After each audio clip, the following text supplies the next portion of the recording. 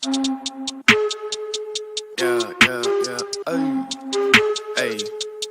I said, excuse me, but you don't understand where I'm at. I was all around the world, on span, across the map. An S-hole or a nation in decline, but in actuality, as I dive deep here, Europe is actually doing a lot better than we think. And if anything, the gap between Europe and US in terms of like performance is actually narrowing. That big red, that one red line right there is Yabu's line. Yes, Yabu.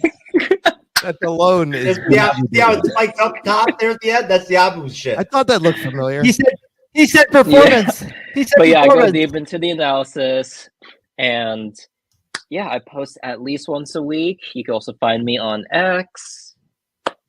Yeah. I actually posted a new one actually about the China's Belt and Road Initiative. It's quite interesting and my longest piece ever. Wow, it's just so interesting. Look at you. It's quite intellectual there, Jason. This actually explains me when I wear my my Yamushige loincloth right there. You see that little drop off right there? Yeah. That's when I have the loincloth on, right? Like my knob bulge. You see that depression? There you go. And it goes back up, but Jeff, it goes back up after that. Well, there you go. You know. But thank you, Jeff. Yeah. Anyways, thanks for displaying my you know, my penile situation or whatnot on your graphs like that, whatnot. It's very embarrassing, my private information. All right, sir. We cannot start off MCU's Bleeding Edge report without Diddy Juice. I'm about that life. Ask P. Diddy. I just came from his house, even though I'm feeling funny after drinking P. Diddy juice. Wait, what the fuck? What's happening here? There we go, folks. I got my Diddy Juice. Okay. Jeff S., a.k.a. True Knowledge. Hold it down. MCU's Bleeding Edge Channel podcast. That's right. I'm rocking my Bandmade green screen. Andre's the pop culture guy. My special guest co-host is here. You know, he might be a little ill. He was making some noises in the studio earlier. It sounded kind of like the pizza dough guy. No, I say hello, and then you brought that up, and then after that, I ate a carrot, and then just made it awkward. Hello, everyone. 膝基上を回すこと以外にほぼデータがなかったんです。ただもんじゃないですね。結構ね、ルイズ・クルノ選手の情報って意外と少ないんですよ。SNS でね、ピザ生地を回しながら戦う姿の動画がですね、めちゃくちゃバズったんですが、そのバズった以上の情報が入ってこないんですよね。そうなんです。今度はピザ。Oh man, nothing gets you pumped up, folks, for talking about X-Men 97 and Moon Knight Season 2 and Agatha all along more than the pizza dough guy. My hero, your hero. Just not Andres' hero, apparently. Andres, my friend, how are you this evening? How's your Monday going so far? Pretty good. You know, just typical Monday. Just taking care of family and all that. And tomorrow I'm gonna see Furiosa with my friend, so that's gonna be exciting. Oh, good for you. That's awesome. Yeah. How about you? How's your Monday, sir? I can't complain, sir. I'm rocking my Watcher t-shirt, folks, just to be clear. So I'm going MCU. You know, we're all MCU over here. Although my twin didn't wear his X-Men hat this Monday, so I thought we were gonna be holding it down together with our X-Men hats, but I guess not. There we go. Yeah. You're gonna double up? Oh, okay. Yeah. Perfect. Let me switch it. I'll do it for you, buddy. Hold on. So while you're doing that, sir, would you do me a favor? Would you pull up the Rotten Tomatoes for X-Men 97 so that we can take a look at some of the reviews on there and you know, kind of just pull them up, and maybe I thought that's how we do things. I figured we could just have an open discussion about the series, you know, just to wrap up and kind of be our end of our discussion with it and whatnot. And then I thought it'd be nice. I haven't gone on Rotten Tomatoes and actually read reviews in a while, but I'd like to hear some of the reviews on there. So if you want to throw that link at me, I'll pull it up and then I'll screen share it. But it's good to see everybody out there, folks. This is the MCU's Bleeding Edge. We're the MCU's Bleeding Edge report on Mondays. Up in that ass. So listen, if you dig the content, right, whether you catch it in live or audio or video form or whatever, either way, we appreciate it. If you consider liking, following us on whatever platform you find us on. Of course, subscribing. We're almost at 51,000 subscribers. I'd like to get there soon. And thanks for everybody that helped us get to 50K. And turn on notifications for our YouTube channel so that you know when we're making new content or when we're dropping new ass videos or whatever. So, SPED 97, our last talk on it, because we've got a lot coming up. We've got House of the Dragon coming up like in 2 weeks. We got our first episode review of the House of the Dragon with Jermaine, our buddy, coming over, bringing his people, bringing his squad over to the Bleeding Edge. It's going to be interesting. We might be playing drinking games for the first time ever on Mondays. And getting dirty during House of the Dragon. But SPED 97, Andres, the pop culture guy. I was going to pull up the episodes as well, too, so we could kind of maybe like go down the episode list and pick our top fives or whatever or something like that out of the episodes. But let me go ahead and pull up the Rotten Tomatoes right now, folks. I hope everybody out there is having a wonderful week so far. Hope you had a great Monday. Started off the week great. Okay, SPED 97 Rotten Tomatoes.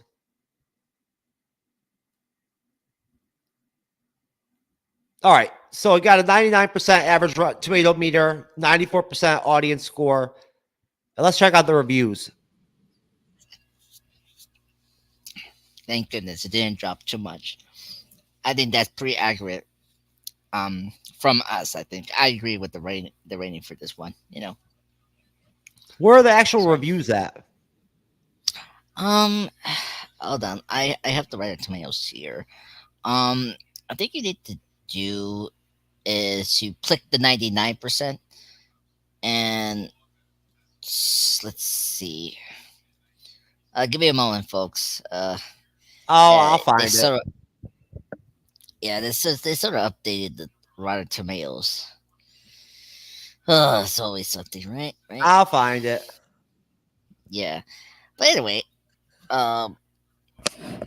big crazy week today. I just had to let you know that go ahead. Oh, no, go ahead. Sorry. I was just saying the Blade movie's fucked up again. Yes. Okay. Yeah, that I just heard they're yet again doing like another round of rewrites, and it's like kind of ridiculous. It's like, what's going on?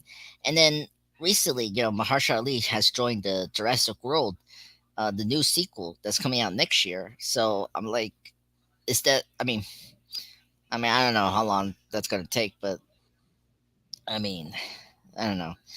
Yeah, I heard about that too. Yeah, so we'll see. I don't think it's gonna affect Blade, but it is a little concerning. It's like. So I go right to the same. I went right to the same fucking place. You got to be kidding me. Yeah. This is a great start to the show here, folks. No, it's not good. I don't understand why they can't make this fucking Blade movie. I don't get it. I'm starting to get pissed off. Yeah. Obviously, my thing on it is that I figure like that if Mahershala could have bailed, he would have already bailed. Yeah, I think he's still sticking with the movie, and hopefully, he's the one that wants the movie to be good, so I think it has to be his show, right? I don't know. Well, yeah, he seems to be he was the one that was the impetus behind actually, like, initially, like, not being happy with the script and all that shit and whatnot, right? And the writing and all that was all him. Yeah. Initially, it was like, not all him, but like, he was the one that came out, and wasn't happy. I'm having a hard time. Oh, here we go. I found them. I finally found the critics' reviews. All right. Okay. Good deal. Yeah. Yeah. I know, brother. You don't do so good when I just put you in the corner like Baby in Dirty Dancing. So, all right, here we go. All right, top critic Maya Phillips, New York Times. Oh, this is her whole review? Okay. Yeah, they just for the for the audience is they always write short views. You know, what's their opinion on these shows or movies. Okay, They don't all right. do. Like, it's not like Yeah, I see. I see. Okay, so somehow Espen 97 also manages to be a time anomaly in the best way, both an artifact of the 90s and a show for this moment. The perfect synthesis of then and now. Yeah, I agree. Everything about 97 reflects an affection and thoughtfulness, not just for the Saturday morning cartoon, but the S-Men too. Blah, blah, absolutely wonderful. The show surprised me and surpassed all my expectations. I thought it was brilliant. Great music score, vocal performances, and incredible animation that keeps true to the 90s show, yet modern at the same time. Okay. Agreed. See that. All right, so let's read one of these actual reviews. All right, so this is from Vox. Excuse me. Soap, superpowered, and silly. X-Men 97 is a Marvel masterpiece. The best thing about the S-Men is the deep, almost hilariously intense lore of Marvel's Merry Mutants.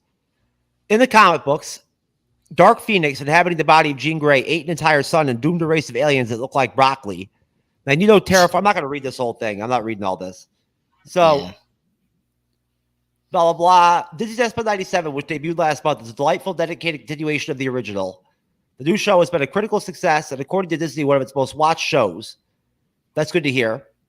Could you see if you can find something on the numbers at all? If that's at all possible, how they polled on Disney Plus in terms of audience share and viewership, if that's even possible. Positive conversation surrounding the show has led to rumors that Marvel, in a rut of late, will be turning to a live-action X-Men adaptation sooner rather than later, as we've discussed here on the Bleeding Edge Report. But Marvel might be taking all the wrong lessons from this bolt of success. Equal parts soap, comedy, and save the day antics. 97 works because it's a charming rendition whose existence asserts a convincing argument. The X-Men don't need a live-action movie if the animated series is this good. What makes X-Men 97 so good? X-Men 97's most valuable quality is its elegant accessibility. That's very well put. The original animated series, which ran from 92 to 97, simplified decades of comic book storylines into digestible 30-minute episodes. Structurally, the cartoon borrowed elements of soap operas and sitcoms. That series was gateway viewing and converted many into casual fans. Even if viewers had never read the comic books, a generation of kids and teens still knew that Storm threw lightning bolts, Jean Grey moved things with her mind and fainted a lot, and that Rogue can punch people through trucks and sounds vaguely like Dolly Parton. Most of all, this mismatch of misfits were a family. This is pretty good. I like this so far. Yeah. The episodes of the classic cartoon focus on introducing the characters, their quirks, friendships, and differences, and the conflict rescuing one of their own from mutant extermination machines called Sentinels. It showed how the S-Men can put their differences aside and work together. The stuff in between the lightning bolts, telekinesis, and super strength is what matters. 97 continues that tradition, grounding the action by focusing on the beloved characters as they face a new era. The S-Men are dealing with the death of Professor X. He died in the final episode of the 90s series. Unfortunately, Professor X didn't accomplish his dream of humanity and mutants living in peace.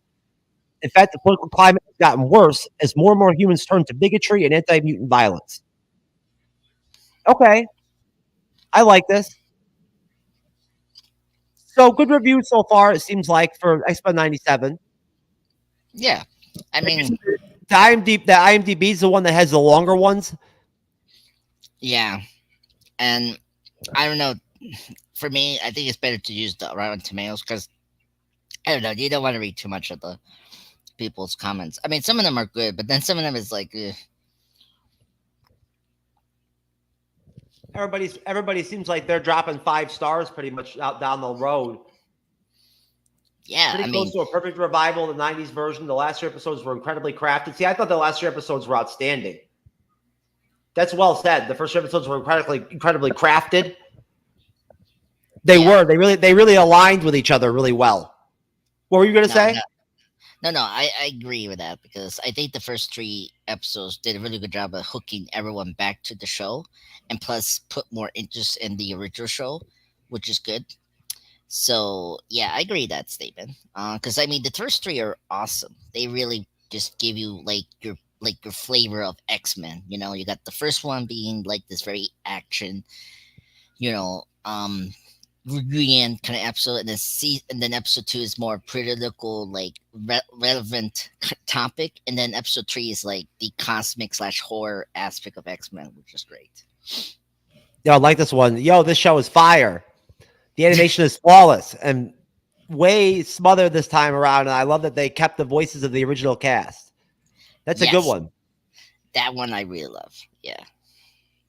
One of the best written, greatest looking, and emotionally heavy Marvel project they've released in a while, and the best Marvel Studios series they have ever released.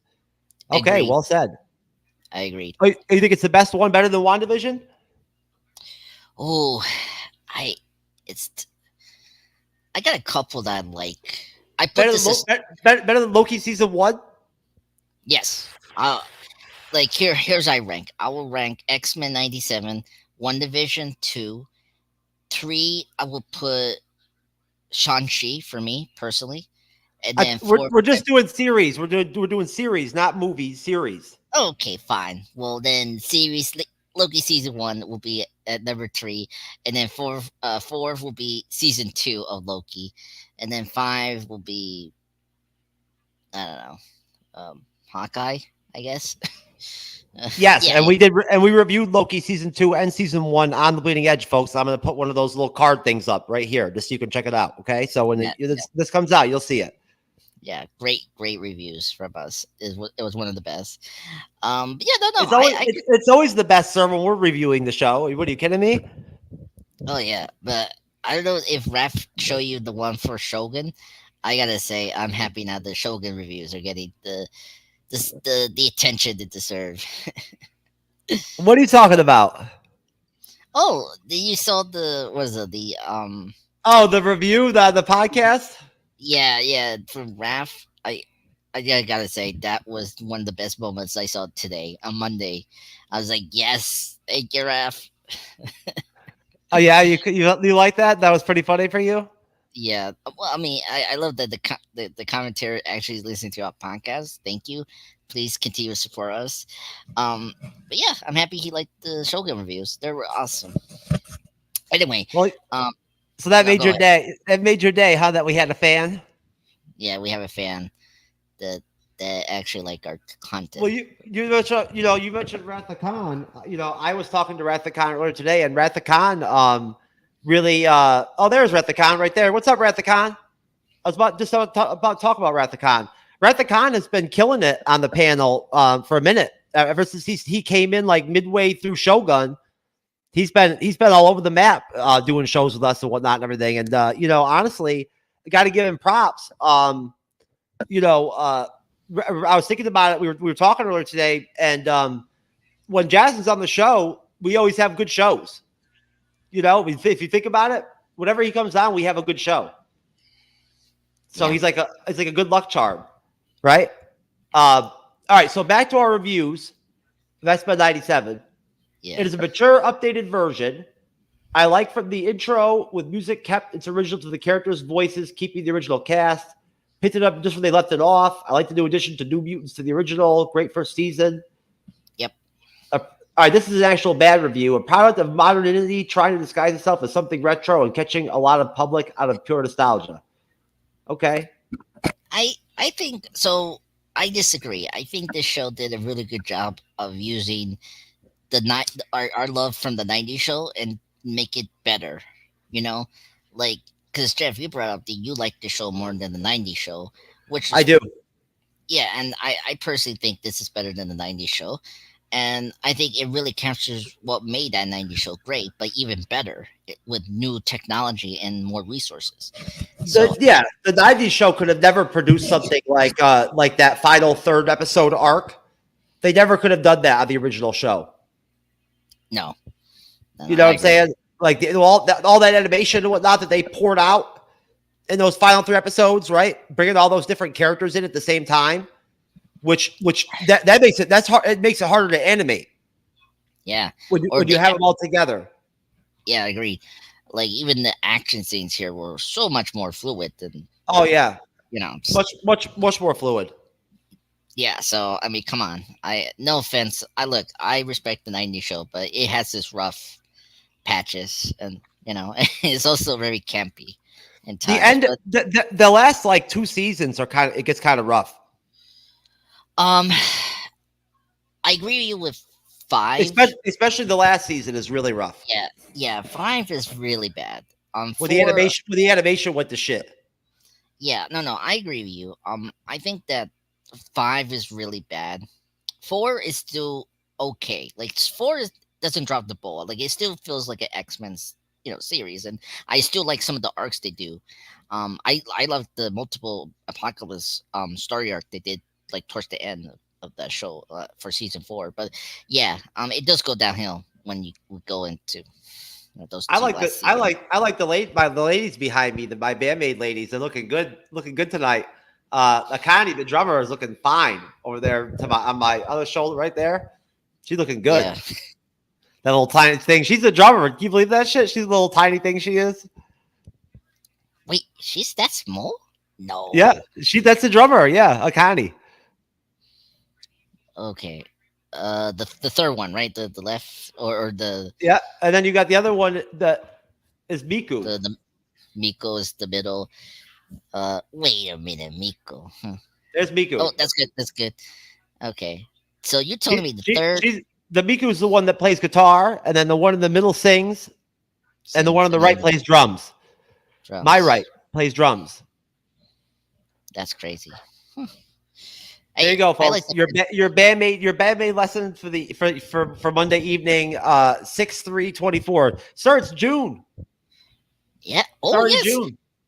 Happy June, everyone. I totally forgot. Right. It's already June. I know, it's crazy. We hit 50,000 subscribers on a YouTube channel. Yes, congratulations, sir. I'm very happy. Thank you. I have now the messenger on my phone, so I can see what you guys bring up in the chat. So yeah, I saw that. That was really nice. That's good, sir. This way you'll be more tuned into the chat and everything and whatnot. Because there's a lot going on in there, in our private MCU's Bleeding Edge show chat. Interesting shit going on in there. Yes, folks, you missed the best part, like the comment that I just brought up. kind of like the private chat. Kind of like the private chat during some of the shows. It's gonna be pretty interesting. I really liked that last show. That was a good. What'd you think of that last Fallout review we did? That was a pretty solid show, huh? Pretty good energy. Yes, I think that totally made up like the episode 7, and it just like we ended in a high note, and I love that. Yeah, it was great. It was a fun show. It's one of my favorites. I will definitely say. I mean, it was so fun. Oh, it's a much better episode. Much better episode 8. They have episode 8 than 7. Yeah, it was much better. Yeah, but yeah, it was great having Rat there. We had a good team there. Matt was there. It was good. It was a solid show. Good energy. Yeah, and it was worth it. We had the comment section going. We had Ian with his 20 prostitutes in Thailand. Oh god, this. We're never going to forget, and you have to clip this, Jeff. And then the Matthews story with his buddy, with the lady boy. Yeah, I don't know if you've seen the Hanover Part 2. It happened with one of the characters, and that was so funny. It was like, I saw it. That reminded me of that kind of situation. Or you remember Ian telling Raph? I'm sorry, Raph, but Raph, the bearded lady was is Raph's his sister.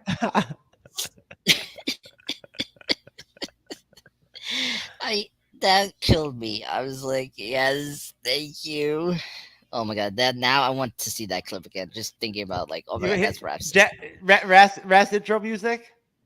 Yeah, it's gonna be awesome. It's become a Monday night staple that we always play it on Mondays now. No one's gonna marry you, Haranam.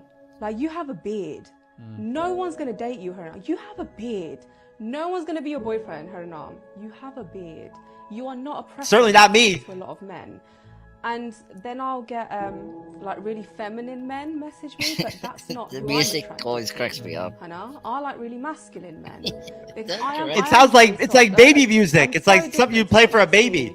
Like on TV or rom-com. I've never seen you on TV. Probably not, but no, generally you'll see, she's strong, she's, what she's talking about is very powerful, whatever people say. But then at home I'm very quiet. I'm very feminine, I'm very soft. People don't get to see that side of me. But no, it has been difficult. Where I wanted to be married and have kids, I would never be a single mom. That's not. Come on, Wrath. It's very difficult for her. Okay. Yeah, You know, Raph. it's For very her. difficult. It's very difficult for your sister these days. You know, she wanted to have kids and all that shit and whatnot or something, and I don't know what happened. Yeah. I guess the beard fucked it up. I think it destroyed her livelihood. Like she now needs more. Why would you choose the beard over not having kids? I don't know. Well, first off, you can adopt children, right? Like instead of producing ones, It's expensive. Oh yeah, that's true. Yeah. You know, times are tough for the bearded lady. You know what I'm saying? That is true. If I say her life is pretty much downhill, it's like, yeah, adoption is not the right choice now. I mean, if she's smart, if she's like this, is she like a secret scientist? She could build a robot kid. I don't know. You know, like, a cybernetic child, and it's like, that's all you need. Anyway. I'm blending into my green screen tonight, brother. I'm blending in. My chair's blending in and all that and whatnot because I got a new chair, so I haven't quite gotten my green screen setup worked out yet. I got to get a little bit farther out. Yeah, you're lucky. Like you're sitting on a chair. I'm in my bed. I'm in my room. I'm not. Are you on your bed? Yeah. Here, let me turn off the background for a bit for you guys. And none. Yeah, like you see right there.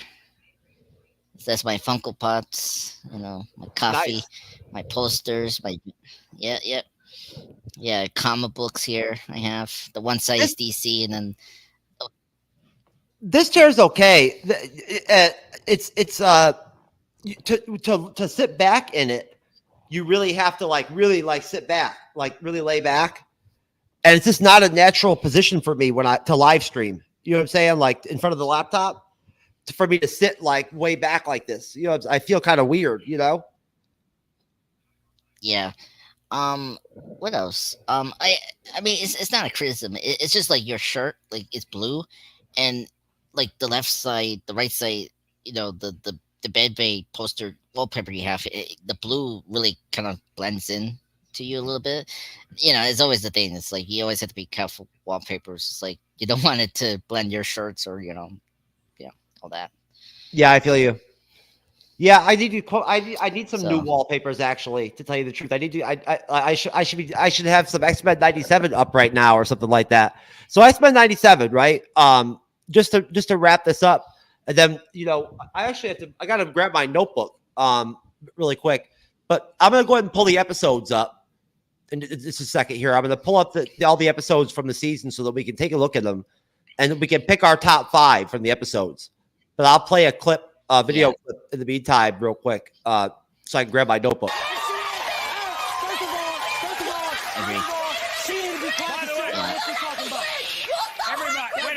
Wait a second. This has been a very serious drama, okay? Really? And Colin recognizes that. Right. Get the result. Get the result. Let's get this going. Let's get this going. Hey, yo, all y'all go feel crazy. Hey, yo, hold on. Hey, yo, this is what I want. Okay, when it comes to 2-year-old AJ, Colin, you are not...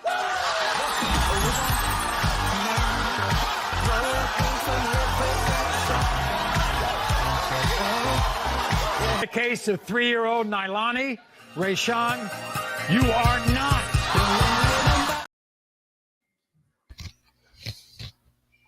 Is that what you would do, Andres? If you were on with Maury, would you do a cartwheel? If you were not the father? I mean, if I was not the father, yeah, I guess so. By the way, just in the chat, you're breaking out a little bit, so I didn't see the full clip properly. So, like what? My internet, my Wi-Fi was a little bit weird or something. Yeah, I don't know. It's you. It's just like you're breaking out a little bit. Like my audio or my video or what? All of it. Like you sometimes you froze a little bit. Okay. Am I okay right now? Yeah, you're okay. You're fine, sir. No worries. No worries. It's just that middle part where you're showing that clip from Dr. Phil, I guess, or was it It was the it was it was divorce? Maury. It was Maury. Maury, yeah. Um, yeah, I missed some. The click was like very slow, so yeah. Oh, well, I apologize. I'm sorry about that, folks. Maybe I'm having a little bit of slow Wi-Fi tonight. I don't know. Let me go ahead and pull up Yeah. this X-Men 97 animated episode roster. Yep, 10. Crazy. Okay, so to me, my X-Men, Youth Liberation Begins, Fire Made Flesh. That was a pretty good episode. I love my favorite. Motendo. Motendo was good. Remember Yeah. it? Life Death Yeah. Part 2. Bright Eyes. That was a pretty good episode too. And then the whole Yeah. Tolerance to Extinction run. I'm gonna pick the whole Tolerance to Extinction, episodes 8 through 10. And then episode 5 and episode 2. Okay. Episode 2. Okay. Okay. For me, I will put number 1 for me will be episode 3, and then episode 5, and then episode 9. The tolerance is extinction, and then I'll put number 2. Yeah, as number 5. That's how I'll probably rate it. And if I had like a wild card one, I would pick Motendo, the Jubilee one. Yeah, that's true. Yeah, I'll put it at number 6 as well. Like I put it like high because I really enjoyed that. I like Jubilee. Yeah, I like Jubilee. I like the like I one thing I appreciate about the show, it gave Jubilee a lot to do, and I was so happy about that. I mean, it was great that she had like some spot there, so it was another kid there for her to talk to, and I really felt that those two really did a lot for the show. Yeah, I think Jubilee was really great here, and she was awesome. I mean, I was happy to hear the original Jubilee in the Nintendo episode, where she was the older Jubilee, and then the new actress who voiced the Jubilee for the 90s interacted. So that was a really cool moment there. Yeah, I like that too. I dug that. Yeah, so that was nice. Yeah, and it was great to see her. Go ahead. I'm sorry. Go ahead. And just quickly, I appreciate that she got like a little like power upgrade, like her powers became more like a little high. They matured. Yeah, mature. So that was really good to see. Yeah, it was good to see. It was good. I'm glad you mentioned that they kind of powered her up a little bit and whatnot to where she was actually more of an effective combatant in battle. Like when they would actually throw down, like she actually was able, like in episode the Nintendo episode, it's mostly her doing all the fighting because that's when like Sunspot still won't use his powers. He wouldn't use his powers until right there at the end in the last 3 episodes. I know. And even then, when he does, you and I had. Go ahead. Yeah, we had this discussion right during the show. It was getting annoying that he wasn't going to use his powers, and then, what was it? In episode 7, right before the 3 arc finale? He all of a sudden he started using his powers, and apparently he trained in the danger room, and now he can fly. It's like, really? Yeah, but even then though, they didn't really show us using his powers that much. Like there wasn't much to it, I would have liked to see more of it. He's really powerful in the comics. Yeah. And the live action ones. Yeah, like what's it called? Like Days of Future Past. Yeah. Yeah, he was in Days of Future Past and New Mutants, right? He was there too. Oh, that's right. He was in that. You're right. And so was Cannonball. Yeah, and Wolfsbane. Wolfsbane, yeah. Yeah, and Mandrake. Yeah, and that one character, that Indian character, that that girl. I forget her name. And Demon Bear was the villain. Yeah, I forget the Indian's name. It was not North Star. No. No, what is her name? Hold on, let me check. What? Yeah, it's Cannonball's name is Sam Guthrie, right? Isn't that his name? Yeah. The Indian one is. I liked him. The guy from Stranger Things played him in that movie. What's that character's name? Daniel Moostar is the Indian one. Okay, that's what I thought. So, I mean, I don't know about you, but I don't really have much left to really honestly say about S-Pen 97. I'm still going to be talking about it as a guest on a couple of shows. But like, besides that, I'm pretty talked out on it. I'm ready to move on and talk about Agatha and talk about Moon Knight season 2. Unless you have any final thoughts, I think we're pretty much done. I'm sure there's probably going to be news that's going to pop up about the next season soon. Yeah. That we'll probably talk about it. Yeah. I mean, the only discussion is really that like post-credit scene, and like we know that it seems like Apocalypse is going to be a big thing for next season and all that, and we know that our characters in different timelines. So it's like, okay, like, I think I know what they're trying to do for next season. So me too. I'm a little X-Men out until July when we get to Deadpool and Wolverine. So, but at the moment, I was very happy that X-Men 97 exceeded my expectations. These last 2 months were fun to review with the guests that we were able to get. I will totally miss it, and I will definitely think, how do you say it?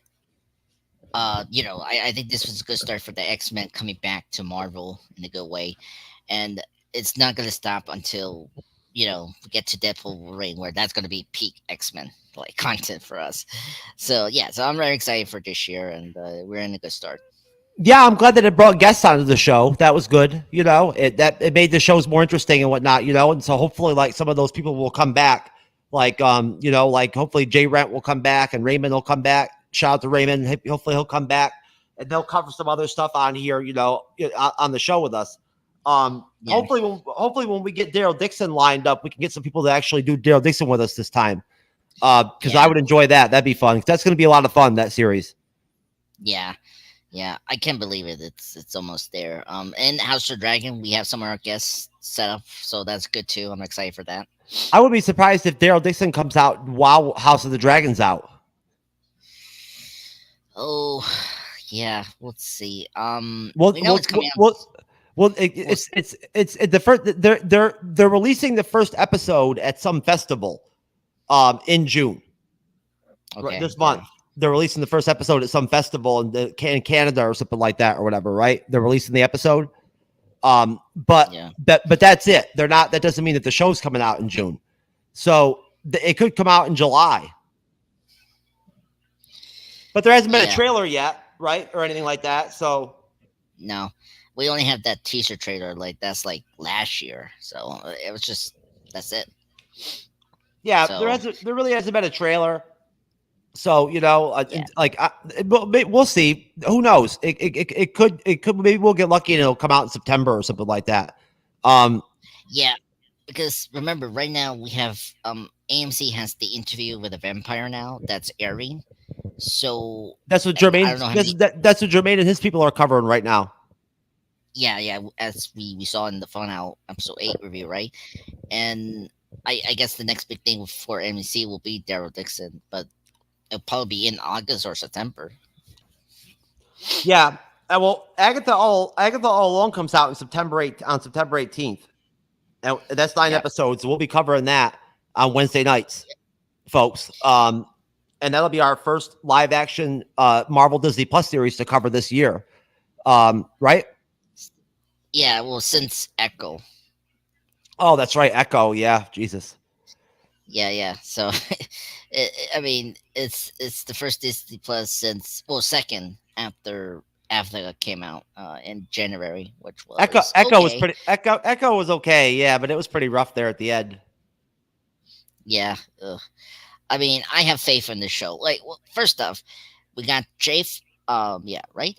Jake Seffer is coming back. Who she run the One Division show, right? So that's good news. The show is handled by her. We got Audrey Plaza, which is great. Love that actress. Yeah, they got Audrey Plaza in there. Bit, she's going to play Rio Vidal from the comics. Yeah. Right? Joe Locke is going to play Agatha's familiar, right? Lilia Cordero is going to be Patty LuPone's character from the comics. Mm-hmm. Jennifer Kale, and I can't pronounce the name of the actress that's going to play Jennifer Kale, but a lot of the WandaVision actresses are coming back. Deborah Jo Rupp's coming back. Yeah. Sharon Davis, and then what was the other actress that was coming out? Oh, Emma Ford as Sarah Proctor. Yeah. Who's like one of those? I think it's a witch. One of the witches that's going to be on the show. We don't really know a lot about Agatha all along. Really, all we know is that a lot of the story is supposed to have like traces of the Witch's Road storyline from the comics. You have to explain me that, because I'm getting into Scarlet Witch a little bit, and I have the awesome. Actually, I can pull it here. Just give me a minute. I got the comic book run here, the 2015 solo series. Very good run. That kind of delves in a little bit of what the WandaVision show kind of did adapt or whatnot, or something that I think Agatha will probably pull in. I think this series that I just showed now did the what did you say, the roll thing, the richest rolled, that was first mentioned here. So I'm very curious what they're gonna. I've got it pulled up. Awesome, thank you. Yeah, very curious about what they're gonna do with that. I'm just gonna say that they expanding more witchcraft, more supernatural stuff in the Marvel Cinematic Universe, which is good. Yeah, I have that issue here. So the Witch's Road is a plane of existence where only sorcerers can trend. Oh, you have that issue?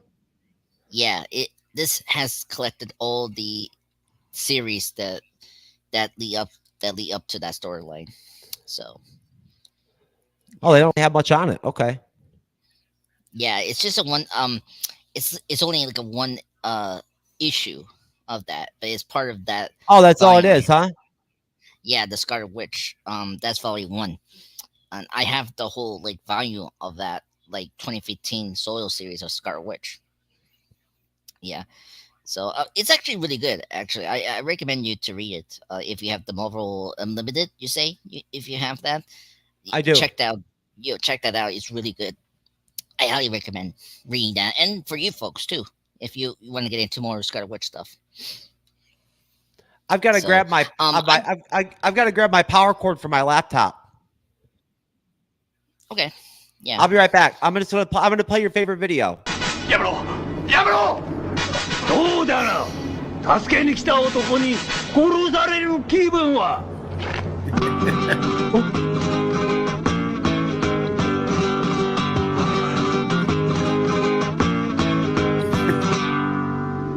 鉄十字団に恨みを持つ麻薬刑事さ。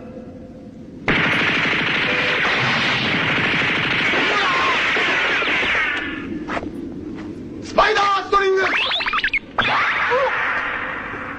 格闘技世界チャンピオンスパイダーマン。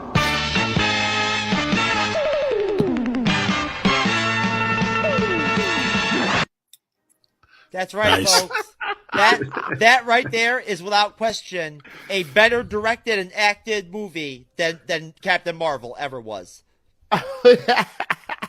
Like, seriously.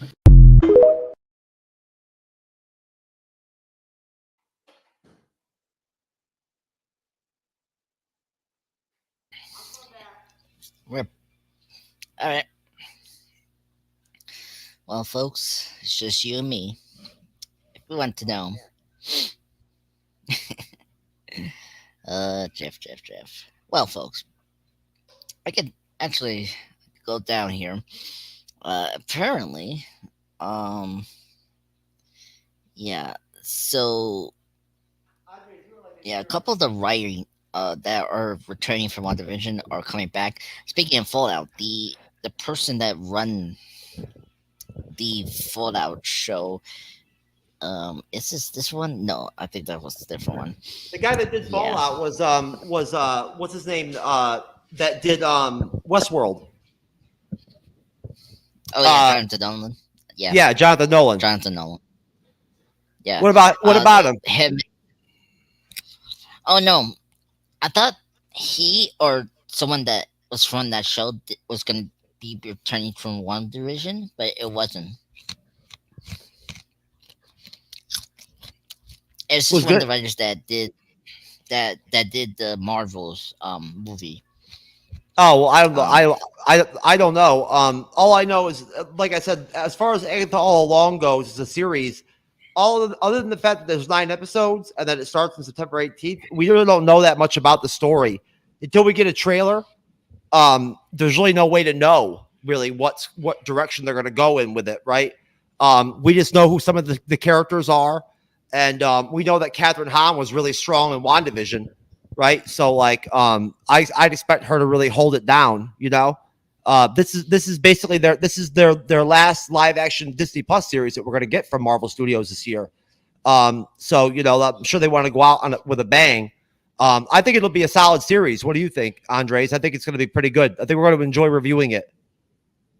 Yeah. In fact, it's going to be our last one for this year. I think it's high hope that it's going to be good. I have faith on this creative team, so I think they can deliver a really good, successful show that will be well liked. I hope that the theories could be maybe more controlled than WandaVision was. Excuse me, but we'll see. You know, I'm just curious how important this is going to be. Like, I mean, thankfully the Vision show is back on track, so I am kind of curious if that's going to be a lead into Vision, the Vision show for 2026. I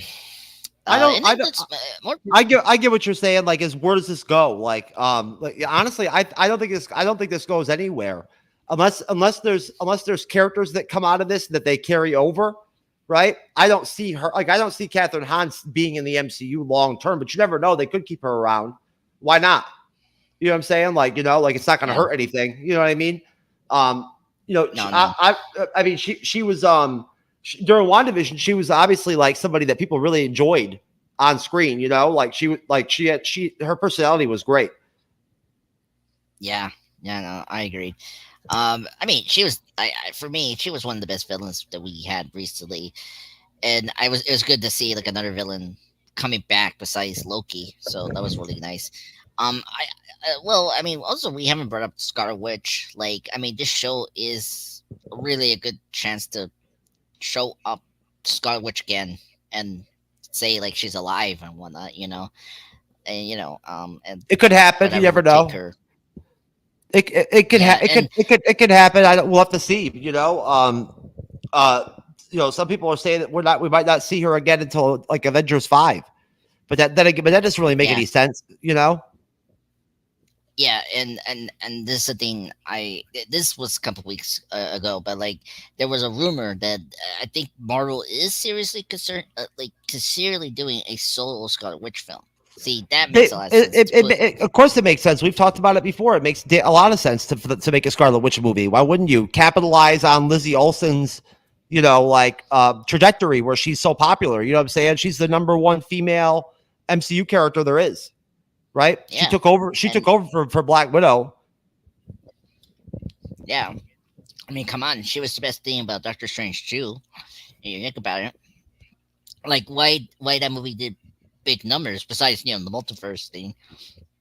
And you know, of course Doctor Strange came out from No Way Home, but it was really Scarlet Witch was sort of the thing that I think made more people to come see that film.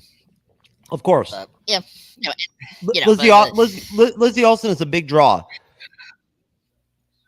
yeah, so I'm really excited for the show. I think it will definitely deliver. It will be better than Echo, to be honest. If because like this show is going to follow the Disney Plus, like releasing it every week, so that is a good sign that they have faith in the show. So Okay, so moving on, Moon Knight season 2, right? Holyfield News on Twitter released this statement on Twitter. Moon Knight season 2 will be one of the projects discussed at D23 in August. Jake Lockley will be the main personality Oscar Isaac portrays.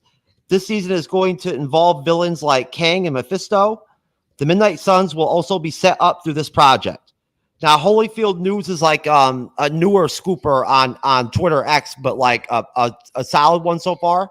So, okay, all the usual YouTubers are taking this seriously. So, we already knew we were going to get Moon Knight season 2. You know, basically, I don't know how tangible this is, but if we were going to see Kang, you'd think it would be like Rama Tut Kang that we would see, right? Because there's that Egypt connection with Khonshu, probably, right? Think about it. Khonshu would be around back then, like during the time of Rama Tut. Khonshu would have been around back then. He's a god. Yeah, that makes sense. One of the old gods. I mean, he's been around since existence. Yeah, I just think the sources just make it easier for us to know that's Kang. They don't want to say the full name of this other character that we're actually talking about that is probably in, supposedly in.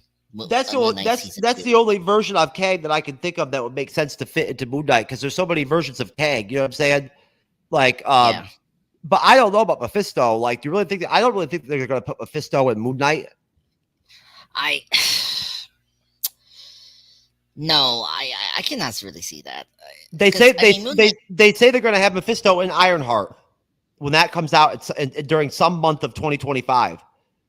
Yeah, see that I believe, because that feels more like, because the Hood is there and the Hood is connected to the Mephisto, so like that makes more sense. I mean, with Moon Knight, like it has to be another connection. Like if Ghost Rider guest star in Moon Knight season 2, that makes a lot of sense, because people, if you don't know your Ghost Rider, lore, Mephisto is the one that created the Ghost Rider, entity, and so that makes a lot of sense for him to pop up here. But I mean, if they are setting up Midnight Suns, is it, maybe Ghost Rider is guest starring in Midnight season 2? I don't know. That's where it's a little shaky for me. From the comic books, Mephisto is not a Moon Knight. Is not a Moon Knight villain. No. Like from the comics, he's not. And Khonshu doesn't fuck with Mephisto. Like they don't fuck with each other.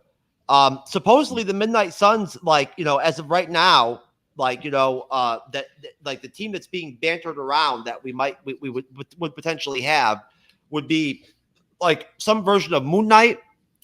I also really quick before I even get there. I found I gleaned this from a video from Emergency Awesome early today. So shout out to Emergency Awesome on YouTube. He said that the Fantastic Four film is set in 1963, and that the Fantastic Four will be in Avengers 5 after the Fantastic Four film, and that they want the Black Knight character on some sort of Excalibur series or film or project. Now, like that's what they want to do with the Black Knight. Right. So don't expect him to be in like any kind of Midnight Suns type shit or whatever, whatnot, because they want him on some kind of team with Captain Britain, like an Excalibur team. Yeah, that makes sense. And also fits the the gimmick with Black Knight and Captain Britain. So that makes a lot of sense. So Midnight's he was supposed to be in season 1 of Moon Knight, but they cut out his scenes. He was the Black Knight. He was there as his actual human character, not as the Black Knight, but as the teacher he is or whatever, whatnot, or whatever, at the museum or whatever. He was going to be in Moon Knight and to like help, one of his personalities, right? Figure out some of the Egyptian shit. But they cut it. But they cut his seeds. Why? Did it like? I mean, that's what I mean. Like, I appreciate Moon Knight was a standalone like project. It didn't have too much connection to the MCU, but I feel like it needed like a little bit more of the wider MCU connection. I think that could have been more like actually make a lot of sense to connect it to. Oh, it would have made sense. Yeah, it would have made sense because remember, because Steven worked at the museum. Yeah, yeah. And plus, everyone doesn't know Black Knight in Eternals. He was a professor in some university in London, where Steven, aka Moon Knight, was at, in one of his personas. So it could have made a lot of sense. And I just it could have been awesome to just to see what happened to him. Like, maybe see a little glimpse of the blade again. All that could have been a great tease. But I don't know. Yeah. So yeah. I no offense, Jeff, but I just don't. I do not care about the Black Knight. I just know the Black Knight as the villain for Iron Man, and it's just kind of weird. I like the Black Knight. He was good in the West Coast Avengers. Oh yeah. Black Knight has a relationship, right, with Cersei, right? Cersei, yeah, with Cersei. Yeah. I just wish the Eternals movie was so much better. They just focused on that relationship, because they were only focusing on the Cersei and Icarus relationship, and just didn't spend time with Dan, which was kind of annoying. Well, so the supposed Midnight Suns team that we would get would be Moon Knight, and then of course Blade in some kind of like leadership role, Ghost Rider, Werewolf by Night, and then maybe Man Thing. Maybe Scarlet Witch, right? Maybe Black Knight. You know what I'm saying? Like, we don't know, and then of course, like, you'd have to figure like Wong probably would be the person that they would throw in there to like put the team together, Yeah. If not Doctor Strange, it would be Wong. Yeah. So I like the lineup. I think Ghost Rider, Blade, and you could put the Punisher in there, maybe, you know what I'm saying? Like possibly like on the periphery, the Scarlet Witch. Yeah. See, I think they should do is Scarlet Witch, Man Thing, Werewolf by Night, Ghost Rider. Blade. Oh, Elsa Bloodstone. I forgot about Elsa Bloodstone too. She'd be on the team. Yeah, Elsa Bloodstone. Like, yeah. I like that actress, Laura Conley or whatever her name is, or whatever, from the Werewolf by Night. She was really good. They played Elsa Bloodstone. And Werewolf by Night actor Gabriel I forget his last name, but his name is Gabriel, I think. He was great too as Werewolf by Night. I wish to see him again. Yeah, I know who you're talking about. Yeah, so I think the three that we say, Ghost Rider, Moon Knight, Blade, yeah, they're safe. I think they're the obvious ones, and then like, don't make the team too big. That's the thing. I think they need to do is just at least have 5 or 6. Like, Gail Garcia Bernal is the guy that played Jack Russell, Werewolf by Night, and Laura Donnelly played is the one that played Elsa Bloodstone. Yeah, Werewolf by Night, great special. By the way, what's going on with the special presentations? Like, they haven't done anything with that since the Guardians 3, and like, I don't know you paying attention to this, but like, everyone's what's going on with my Diddy juice? I'm about that life. Ask P. Diddy. I just came from his house, even though I'm feeling funny after drinking P. Diddy juice. Wait, what the fuck? What's happening here? Poor soul. I feel bad for him. Now, what are you asking about? What's going on with what? Special presentation. Like, everyone's asking for another special presentation. Like, everyone. I don't think we're gonna get one this year, or they would have said something about it by now. No. It's just kind of funny. Like, does Marvel and Disney can hear the fans? Like, they've been liking the special presentation. They really want more of those. It's just like. I liked Werewolf by Night a lot. That's something I've got to rewatch. I'm gonna rewatch The House of the Dragon season 1 too before we watch season 2. You better do that, because I'm gonna start watching it. Yeah, like, I'm already halfway done with it. Sir, I already reviewed the whole first season, sir. I reviewed the whole first season. Yeah, but what about now? Like, And I moderated every episode too.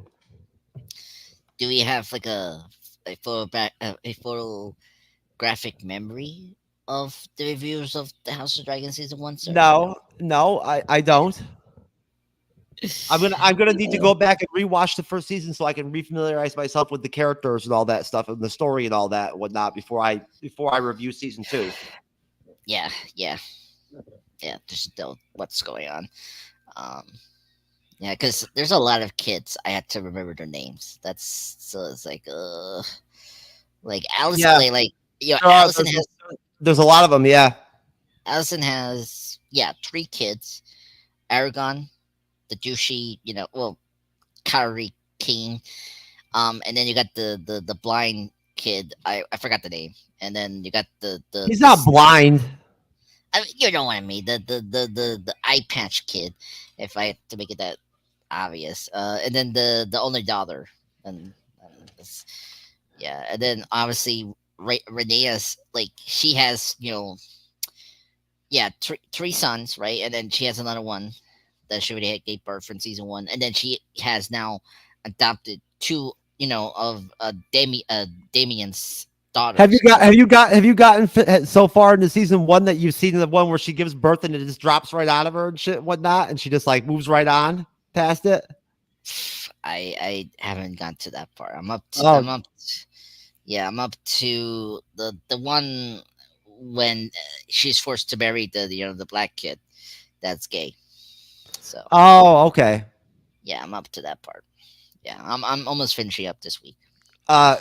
Corliss's son. Yeah, Corliss's son.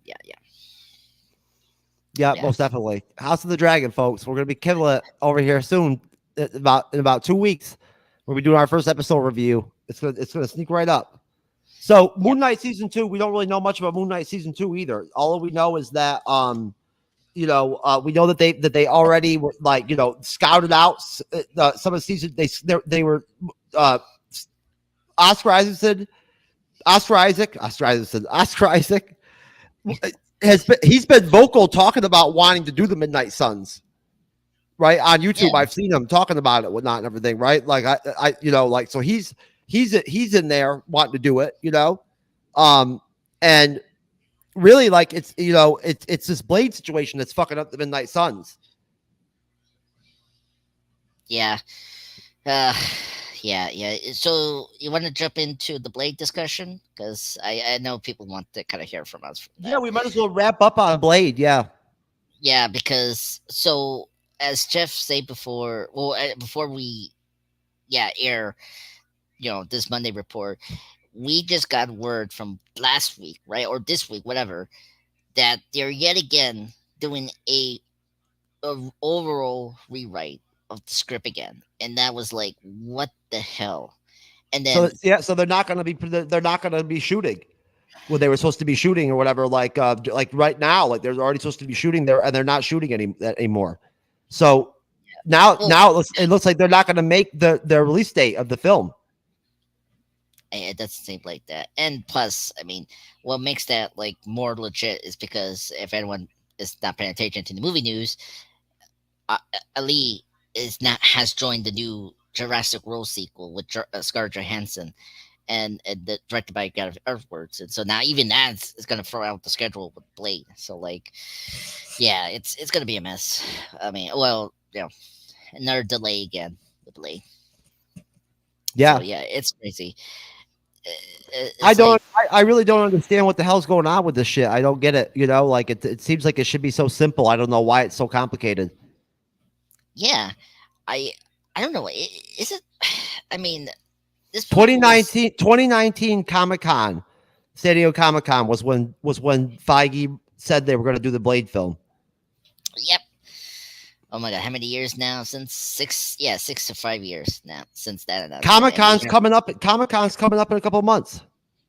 Yeah, in July, in 2 months. Supposedly they're going to be doing an actual panel. The MCU is. Marvel's doing a panel. That'd be good. Yeah. They're actually doing, instead of last year, they're actually going to do something, like they used to.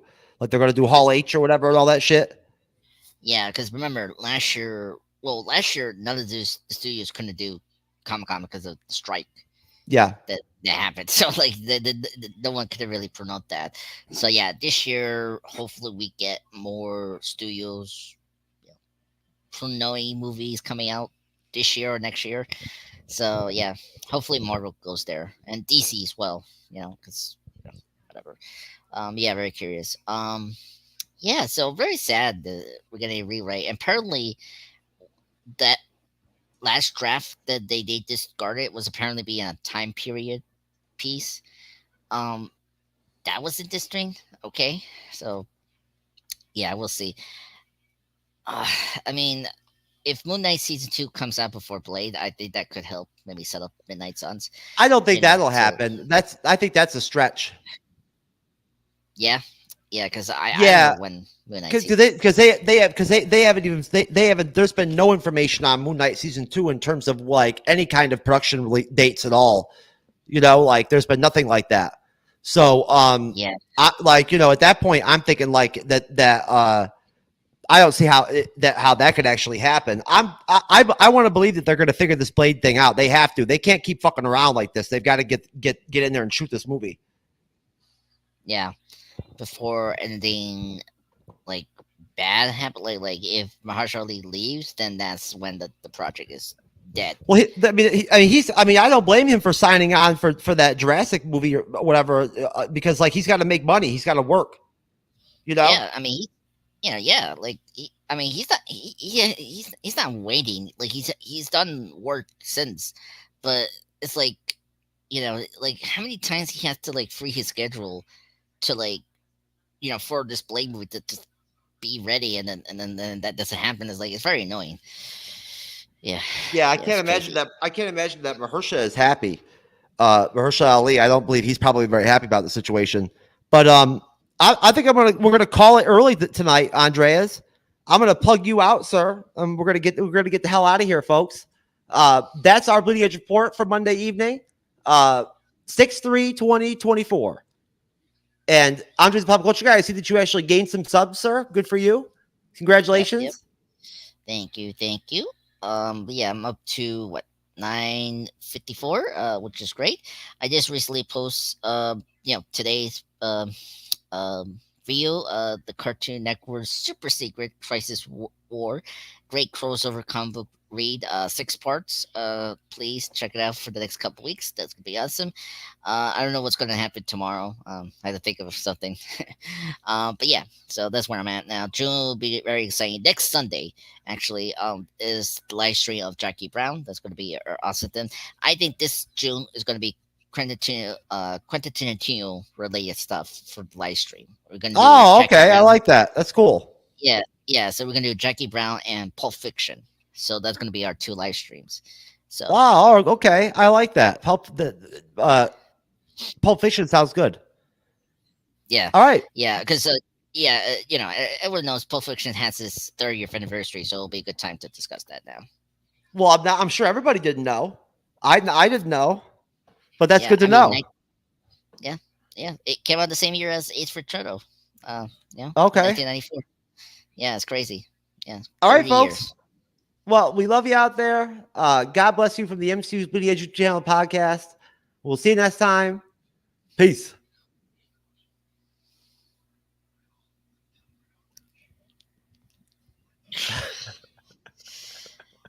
I knew you were going to do that. Oh my god, why so long? Just cut the live stream.